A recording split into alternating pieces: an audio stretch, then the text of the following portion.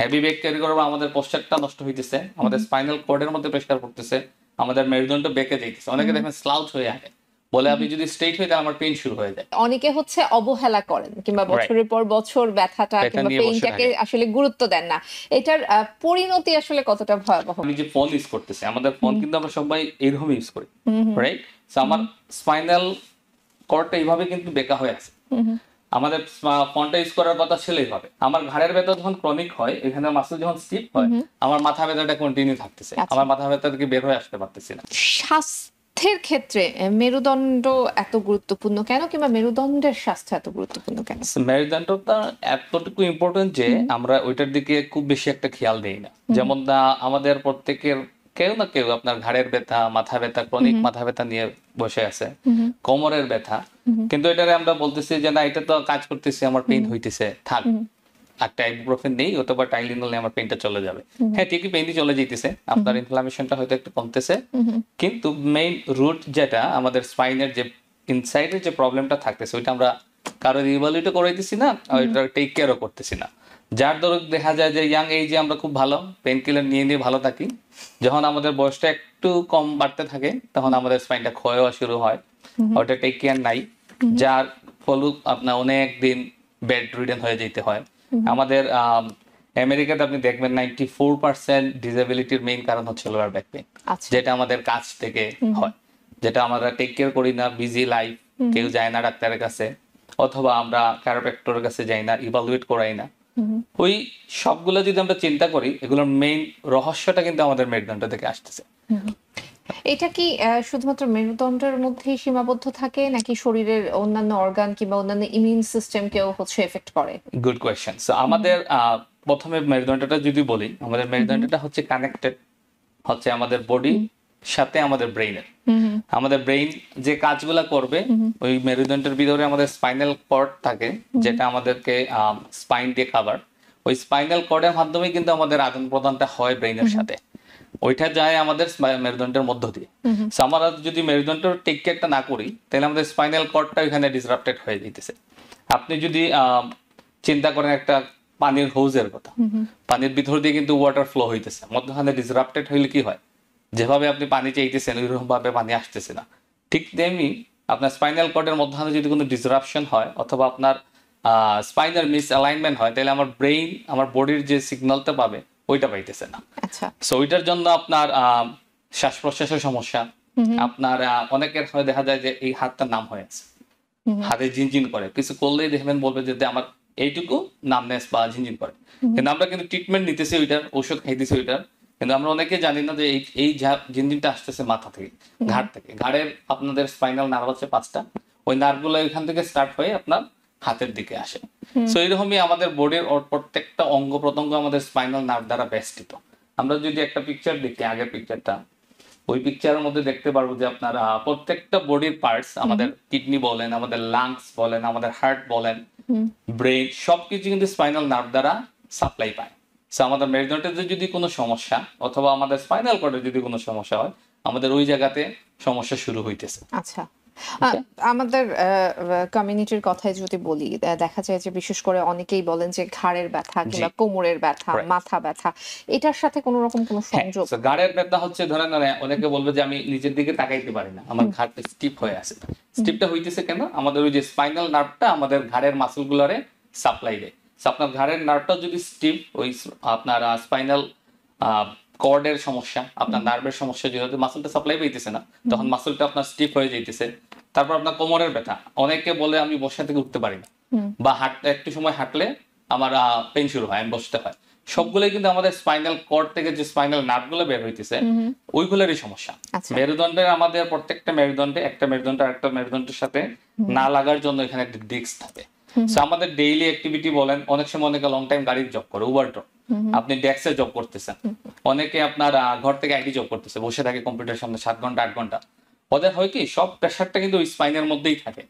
আবার স্পাইনের মধ্যে যখন প্রেশারটা জমে তখন ডিস্কগুলা স্লিপ করে পিছন দিকে চলে আসে স্পাইনে, তখন তারা স্পাইনাল নার্ভগুলারে পুশ করতে থাকে, যার দরুন আপনার এই পেইনগুলো স্টার্ট হয়।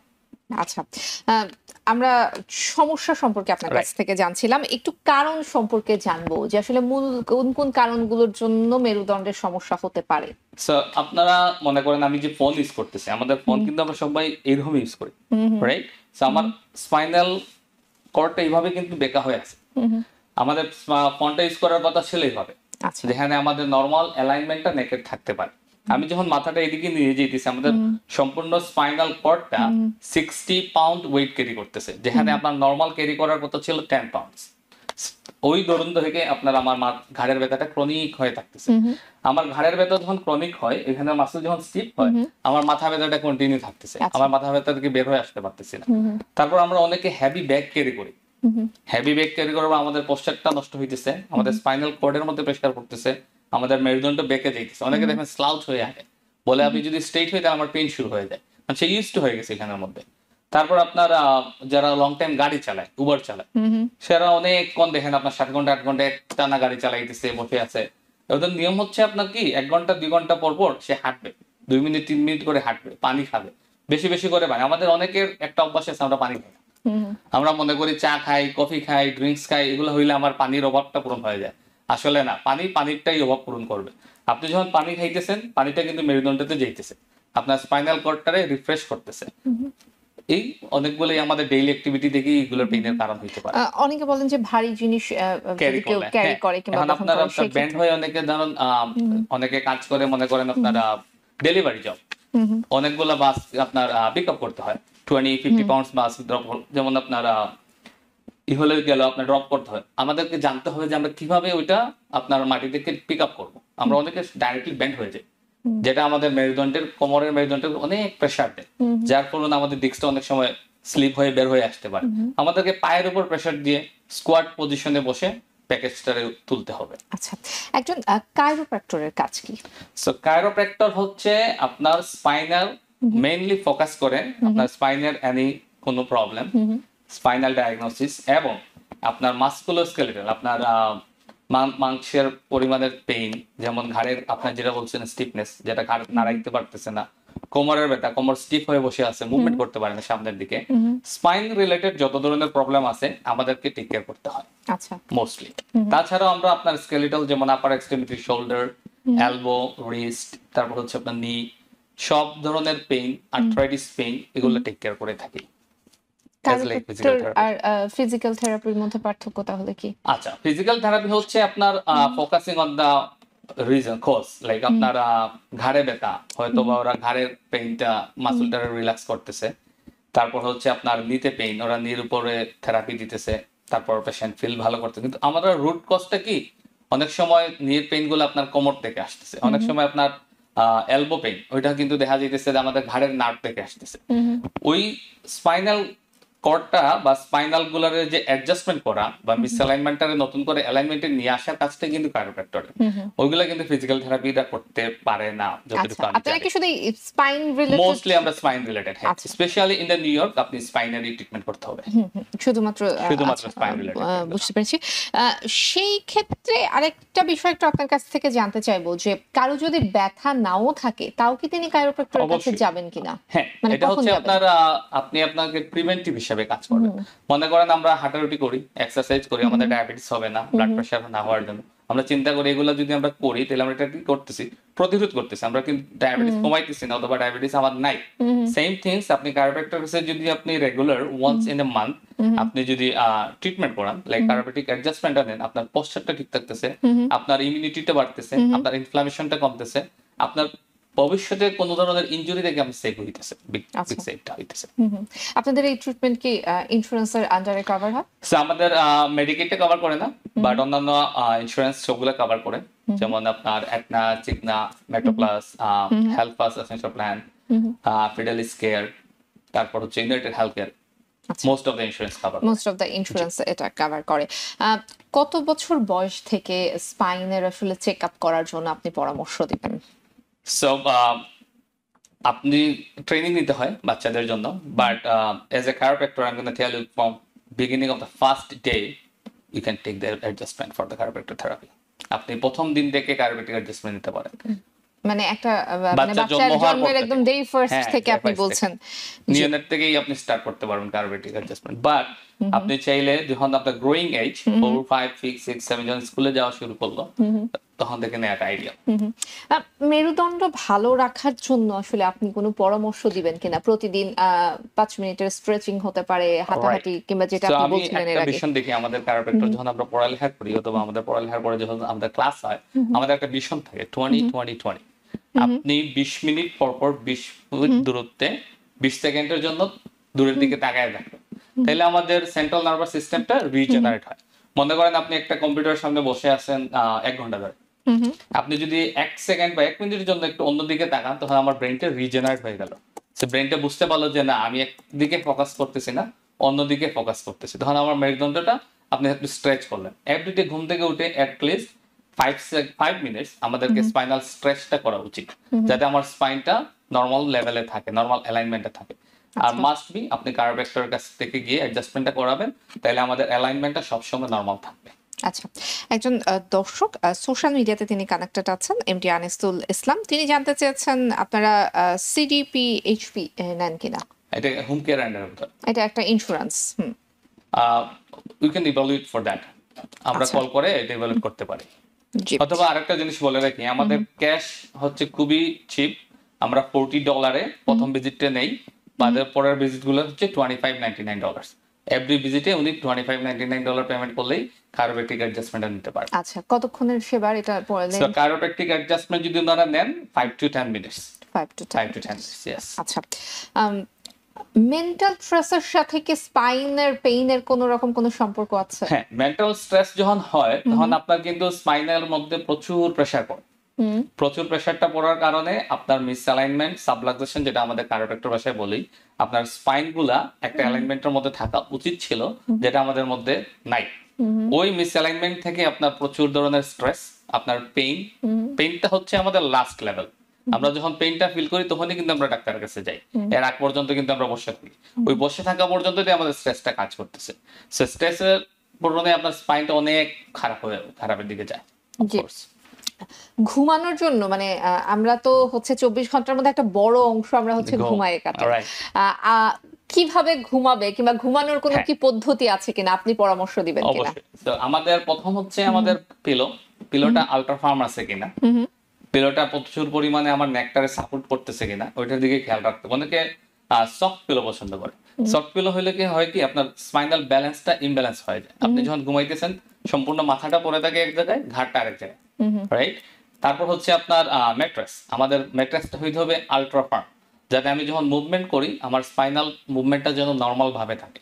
অনেক সময় যদি আপনি সফট ম্যাট্রেসে থাকেন, স্পাইনটা কিন্তু ঢুকে থাকে ভিতরে, যার কারণে আপনার মিসঅ্যালাইনমেন্ট হইতেছে, লাস্টের দিকে আপনার ক্রনিক পেইন হইতেছে। অনেকে আমরা ঘুমাইতে পছন্দ করি আপনার মানে স্পাইনের উপর প্রেসার দিয়ে, মুখটা উপরের দিকে। নর্মাল ঘুম হইতে হবে আপনাকে সাইড ওয়েতে, আইদার রাইট অর লেফট। একটা পিলো দিবেন দুইটা নির মধ্যে, আর দুইটা ভাঁজ করে ঘুমাবেন। আচ্ছা, আপনি ম্যাট্রেসের কথা বলছিলেন, আলট্রা ফার্ম। অনেকে বলেন যে যত বেশি ম্যাট্রেস মানে শক্ত হবে তত নাকি হচ্ছে স্পাইনের জন্য ভালো। এটা আসলে কত শক্তটা এখন আপনার কোন ধরনের শক্ত হইতেছে? শক্তর জন্য যদি আপনার মাসলগুলা উইক করে ফেলেন তখন তো আরেকটা সমস্যা। অনেকে বলে যে আমি কাজ হয়ে ঘুমাই, আমার শোল্ডারে এখন প্রচুর ব্যথা, ওই শক্তর জন্য। আপনার কাঁধ হয়ে ঘুমাইলে আপনাকে করতে হবে কি, এখানে একটা পিলো অথবা একটা নরম খাতা দিয়ে আপনার পিছন দিকে দিয়ে ঘুমাইতে পারে। আচ্ছা, যারা দীর্ঘ সময় বসে কাজ করছেন তারা আসলে কিভাবে বসবেন? সো বসার সিস্টেমটা হচ্ছে আপনার এই লেভেলটা থাকবে, কম্পিউটারের হ্যান্ডটা আপনি আমার যেভাবে দেখতেছেন ঠিক এই কিভাবে কিবোর্ডটা থাকবে, কম্পিউটারটা আই লেভেলে থাকবে। বেস্ট হয় আপনি যদি একটা লাম্বার পিলো ইউজ করেন, আপনার লাম্বার সাপোর্টটা থাকবে। আচ্ছা, ঠিক আছে। জি, আরেকটা বিষয় আপনার কাছ থেকে জানবো, সেটা হচ্ছে আপনার কাছ থেকে আমরা পরামর্শ নিলাম কিভাবে হচ্ছে যে মেরুদণ্ড ভালো রাখা যায়, মেরুদণ্ড ব্যথা কিংবা উপসর্গগুলোর বিষয়ে আমরা জানলাম। একটু পরের দিকে যেতে চাই, যে অনেকে হচ্ছে অবহেলা করেন কিংবা বছরের পর বছর ব্যথাটা কিংবা পেইনটাকে আসলে গুরুত্ব দেন না। এটার পরিণতি আসলে কতটা ভয়াবহ হতে পারে? এক্স্যাক্টলি। সো অনেকের আপনার দেখবেন যে আজকে মাথা ব্যথা হইতেছে, আমি একটা আইবুপ্রোফেন খেয়ে নিলাম, কিন্তু আইবুপ্রোফেনের কারণে আমার যে ইনফ্লামেশনটা ছিল হয়তো এটা কমে যায়, কিন্তু আমার মেইন রুট যে কারণে আমার মাথা ব্যথাটা হইতেছে ওইটা কিন্তু আমরা ইভালুয়েট করাই না কখনো। অনেকে বাসায় নিয়ে বসে থাকে, পরে দেখা যায় যে আপনার ওইটা মানে এমন একটা সময় আসে যখন আপনি যাবেন থেরাপিতে কাইরোপ্র্যাক্টরের কাছে অথবা আপনার রেগুলার ডাক্তারের কাছে, তখন ওই লেভেলের যে ট্রিটমেন্ট আমরা আগে করতে পারতাম ওই লেভেলের ট্রিটমেন্টটা কিন্তু আমরা ওই সময় আর করতে পারতাছি না। অথবা আপনার আপনি যখন ভালো ছিলেন, একদিন মাথা ব্যথা হয়েছে আসছেন, আমরা হয়তো 1 থেকে 3-4টা সেশন আপনার ভালো করে দিতেছি, আপনি হোল ইয়ার আপনি ভালো। কিন্তু আপনি যখন আসবেন যে ধরেন 4 থেকে 5-7 বছর পরে, তখন দেখা যায় যে ওই জায়গাটা আপনি অলরেডি মেসড আপ। আমাদেরকে ওই জায়গাটাতে নিতে হইলে আপনার আরো 1 থেকে 2 বছর ট্রিটমেন্ট করতে হইতেছে। সো ওই কমপ্লিকেশন গুলো থেকে রোধ করার জন্য আমি সবাইকেই বলি যে শুধু আমার কাছে না, আপনার কাছে যে কাইরোপ্র্যাক্টর আছে আপনি যান, ইভালুয়েশন করেন। আমরা শুধু ট্রিটমেন্ট না, এক্সরে করে থাকি, এমআরআই করে থাকি। এক্সরে করে আপনার স্পাইনাল লেভেলটা দেখতে পারবেন, আপনার স্পাইন কতটুকু হয়েছে, কোন অ্যালাইনমেন্টে আছে, কোন লেভেলে আছে, সবগুলো আমরা চেক করে থাকি। জি, বাচ্চারা কিংবা বড়দের ক্ষেত্রে বলবো যে ব্যাকপ্যাক ব্যবহার করে প্রতিদিন। মেয়েদের ক্ষেত্রে বলবো নারীরা কিন্তু ব্যাগ ব্যবহার করে, সাইডে ব্যাগ ব্যবহার করে। এই ব্যাগগুলো অনেক ভারী হয়, আমাদের প্রতিদিনের যে স্টাফ গুলো আমাদেরকে ক্যারি করতে হয়।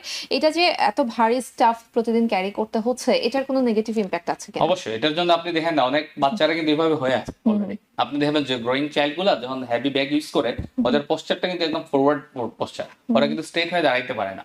যখন স্ট্রেট হইতে যায় তখন বলে ওদের পিছনের দিকে পেন শুরু করতেছে। এজন্য আমি বাচ্চাদেরকে বলি সবসময় ট্রলি ব্যাগটা ইউজ করার জন্য।